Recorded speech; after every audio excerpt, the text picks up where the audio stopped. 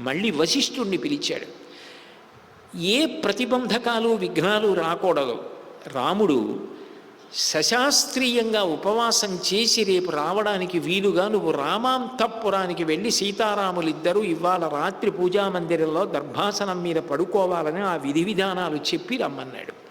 తప్పకుండా చెప్పి వస్తానని వశిష్ఠ మహర్షి బయలుదేరి సీతారాముల మందిరానికి వెళ్ళి చెప్పవలసిన విషయాలు చెప్పి తిరిగి వచ్చి నేను చెప్పానని దశరథ మహారాజు గారికి చెప్పాడు. దశరథుడు సంతోషించాడు. తెల్లవారితే పట్టాభిషేకం.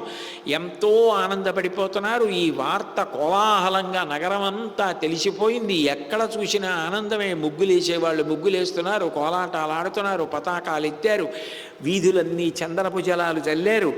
ఆ పరమానందంతో ఉన్నారు. కౌసల్యాదేవి విశేషంగా దానాలు చేస్తోంది. సీతా రామ లక్ష్మణులు సుమిత్ర మొదలైన వాళ్ళు వెళ్ళేటప్పటికీ శ్రీ మహావిష్ణువుని ధ్యానం చేస్తోంది. బ్రాహ్మణుల్ని పిలిచి దానాలు చేసింది. అందరూ ఎంతో ఆనందపడిపోతున్నారు.